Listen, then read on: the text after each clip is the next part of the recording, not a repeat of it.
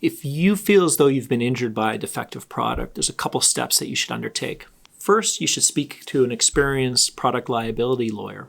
They'll schedule a consult with you, usually free of charge. And then from there, that product liability lawyer will do an investigation into the merits of the complaint. Oftentimes, this will involve consults with experts that lawyer works with on a regular basis. It can involve legal research or statistical-based research. Health Canada, for example, keeps statistics on the number of complaints related to a particular product.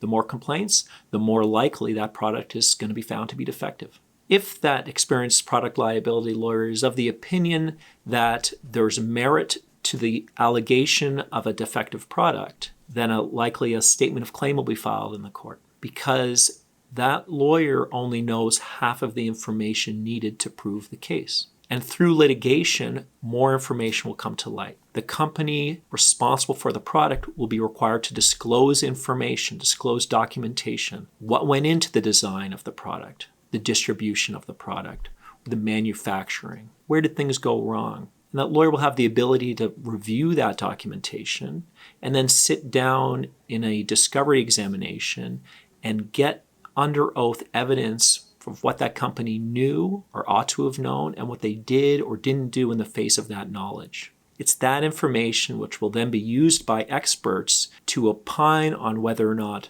the product was or wasn't defective, and whether that company failed to meet the standard of care required of them, whether that company in some way was negligent in how they designed, manufactured, or distributed the product.